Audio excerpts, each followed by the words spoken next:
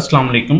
This is me, Dr. Saif Ullah, and I welcome you in this video. In this video, we will talk about an important Excel function, that is goal seek. Goal seek help us to achieve a certain value from a formula by changing some values. Let's suppose that we are going to apply this in the net present value, and we will calculate the present value of cash flows, and then we'll use goal seek function to get a specific net present value. For example, we have a project that requires 500 initial investment, and it will provide $200 return on yearly basis for 4 years, and the discount rate is 10%. We will calculate the present value. We will use manual calculation, so we will select cash flows divided by 1 plus interest rate, that is 10% F4 to lock this cell, and raise to power n, that is number of years. Press enter and drag this formula. So the present value of cash flows will be computed, and the net present value is equal to initial investment plus sum of present values, and we have $134 net present value of this project. Let's suppose we want that our net present value should be 150.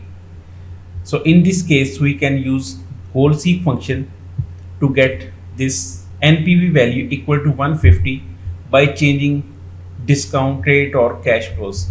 Let's suppose we apply this function to get $150 net present value by changing discount rate. We will go into data, what if analysis, and goal seek. In goal seek, we have three options: set cell, two values, and by changing cell. In set cell, we will select the net present value where we want that a specific net present value should be, and two value equal to 150. By changing, we can select discount rate or cash flows, but in this example we are selecting discount rate, and press OK and OK.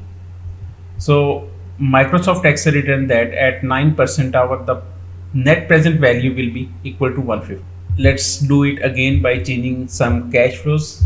We will go into previous solution, and again what if analysis, goal seek, set cell, that is the net present value, by two value 150, and by changing initial cash flow. OK. So Microsoft Excel adjusted the cash flow and provided that if we receive 218 in the first year and $200 for the next 3 years, then the net present value of the project will be 150. So in this way we can use goal seek function to get a specific values through a formula. That's all for the today's video. If you have any question related to finance or financial modeling, you can contact us. We will try our best to provide you best. Thank you. Take care. Allah Hafiz.